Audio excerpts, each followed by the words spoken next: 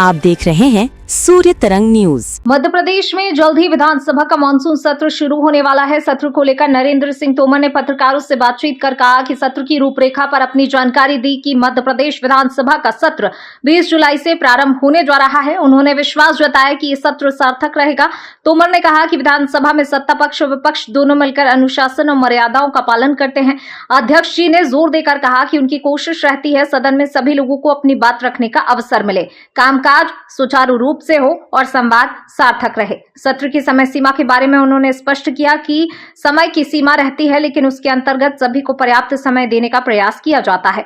आगामी सत्र के बारे में जानकारी देते हुए उन्होंने बताया इस बार सप्लीमेंट्री बजट पेश किया जाएगा। साथ ही सरकार की ओर से कुछ नए कानून भी सदन में लाए जाएंगे, जिन पर विस्तृत चर्चा और पारित करने की प्रक्रिया अपनाई जाएगी। छोटे सत्र के सवाल पर उन्होंने कहा कि वर्षाकालीन सत्र सामान्य तौर पर छोटे ही होते हैं, लेकिन महत्वपूर्ण यह है कि कामकाज के घंटे कितने हैं। विधानसभा का यह सत्र कई मायनों में महत्वपूर्ण रहने वाला है, जहां अनुपूरक बजट से लेकर नए कानूनों पर चर्चा होगी। जनता की निगाहें अब सदन की कार्यवाही पर टिकी हैं। मध्य प्रदेश में विधानसभा का सत्र 20 जुलाई से प्रारंभ होने जा रहा है।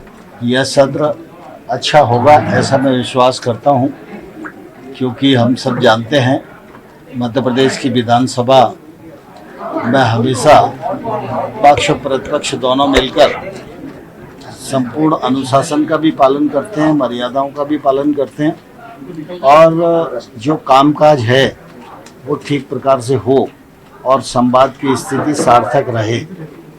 मेरी भी ये कोशिश रहती है कि सभी लोगों को बात रखने का अवसर मिले, लेकिन अब यह बात सही है कि समय की सीमा रहती है, उसके अंतर्गत भी समय दिया जा सकता है।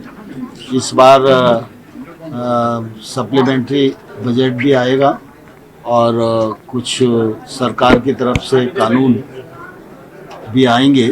उन सब पर मध्य प्रदेश विधानसभा में चर्चा होगी और चर्चा करके उनको पारित किया जाएगा।